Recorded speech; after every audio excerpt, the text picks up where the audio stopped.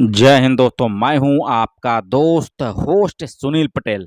भारत का महत्वाकांक्षी moon mission Chandrayaan 3 23 अगस्त को शाम 6:04 पर चांद की सतह पर सॉफ्ट लैंडिंग कर गया है।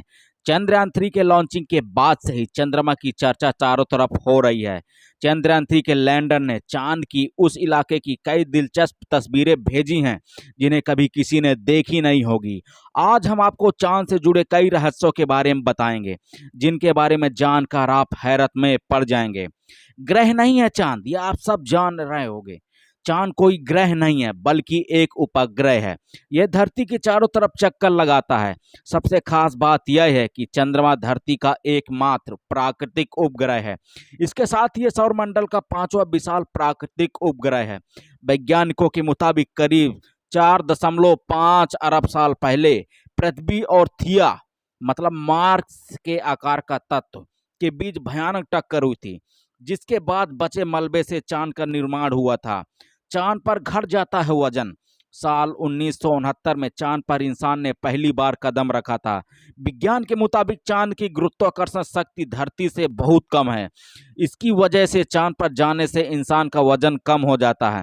इंसान का वजन वास्तविक वजन से करीब 16.5% तक कम हो जाता है।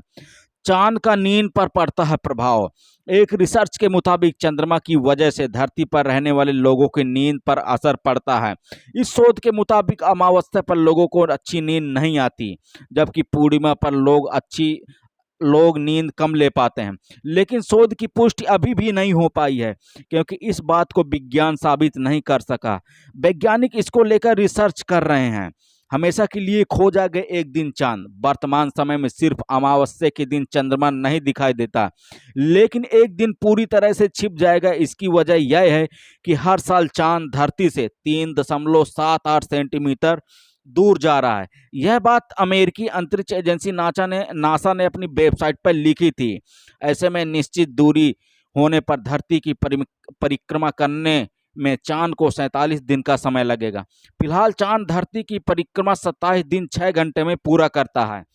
आशंका यह भी जताई जाती है कि अगर धरती से चांद इसी तरह दूर जाता रहा तो धरती की गुरुत्वाकर्षण शक्ति और कक्षा से दूर अंतरिक्ष में ही कहीं खो भी सकता है। अगर ऐसा हुआ तो धरती पर सिर्फ 6 घंटों का दिन होगा और बाकी समय अंधेरा रहेगा। तो दोस्तों आपके लिए बहुत ही कमाल की इंटरेस्टिंग फैक्ट यानी जानकारी आपको मिल रही है। कहते हैं कि क्या चांद एलियन द्वारा बनाया गया एक आर्टिफिशियल उपग्रह है।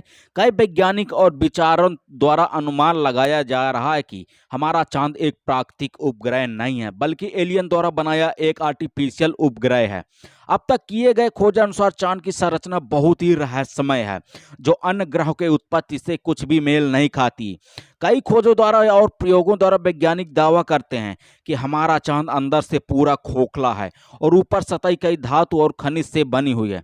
अपोलो मिशन के दौरान चंद्रमा को उन्होंने बड़ी गहराई से जानने का प्रयास किया। उन्होंने पाया कि चंद्रमा पर ऐसे तत्व हैं जो प्राकृतिक रूप से नहीं पाए जाते हैं और उन्हें वहां की चट्टानों पर शुद्ध टाइटेनियम मिला, जो उच्च तापमान सहने योग्य है, एक कठोर धातु है। और भी बहुत से खनिज मिले जो एक चौंका देने वाली बात है।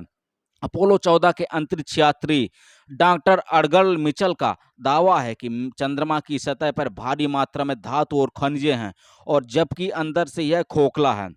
इस बात का पक्का सबूत तब मिला जब नवंबर 1969 के दौरान चंद्रमा पर ल्यूनर मॉड्यूल की टक्कर कराई गई। जब ये टक्कर हुई तो उसका असर लगभग 25 मील तक हुआ। चांद पर लगाए गए उपकरणों ने चांद की टक्कर को प्रतिनिधित्व किया, जैसे ही वो अंदर से खोखला या 1 घंटे के जैसा हो। घंटा बजाने के बाद जैसा कंपन होता है वैसे ही कंपन चांद पर लगभग 3 घंटे 20 मिनट तक था। इसके बाद भी चांद पर इस तरह के ज़्यादा क्षमता से प्रयोग किए गए और इन प्रयोगों के नतीजे वैसे निकले जैसे पहले प्रयोगों से मिले थे।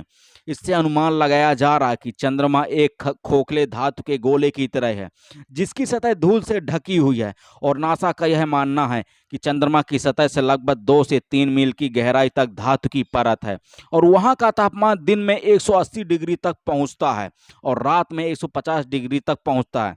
तब भी चांद पर इसका कोई असर नहीं होता है। तो दोस्तों आपको क्या लगता है, अगर आपको मेरी इस वीडियो पे थोड़ी सी भी अच्छी जानकारी लगी हो ना, तो आप मुझे कमेंट में नाइस वीडियो जरूर लिख के बता देना। धन्यवाद।